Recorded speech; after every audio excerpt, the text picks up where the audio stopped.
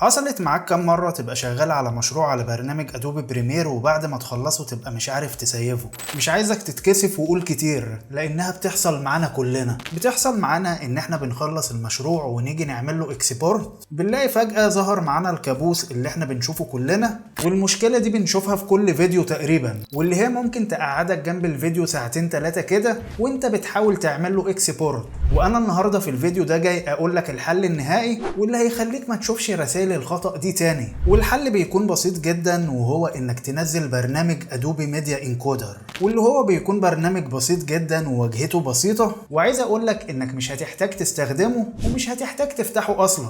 انت لو عايز تشوف شكله بس الاول مرة شوفه وبعد كده اقفله، وبعد كده لما تيجي تعمل اكسبورت للفيديو او المشروع اللي انت عملته هتلاقي موجود عندك كلمة زيادة تحت هنا وهي send to media encoder، ودي مش هتظهر معاك الا لو انت مسطب البرنامج ده، ومجرد ما بتضغط عليها هتلاقيه هيبعت لك المشروع بتاعك للبرنامج عشان تقدر تعمل اكسبورت عن طريقه. ودي حاجة هتخلي الاكسبورت معاك سريع جدا ومفهوش اي مشاكل، ومش هتشوف رسائل الخطأ اللي انت كنت بتشوفها قبل كده. وفي نفس الوقت تقدر تقفل الادوبي بريمير او تقفل المشروع خالص اللي انت شغال فيه وتبدأ مشروع جديد، ودي حاجة طبعا هتزود معاك الانتاجية. وعايز اقول لك برضو ان البرنامج ده بيكون خفيف جدا، مش تقيل زي الادوبي بريمير، يعني مش بيستهلك من الرام ومش هيحسسك ان الجهاز تقيل. واللي اجمد من ده كله انك بتقدر تعمل بوز او توقفه لفترة، ودي ميزة جامدة ومش موجودة في الادوبي بريمير. فعايز اقول لك لو انت من الناس اللي شغالة مونتاج على الادوبي بريمير فاكيد بتعاني زي حالاتي كده، وانصحك انك تستخدم البرنامج ده.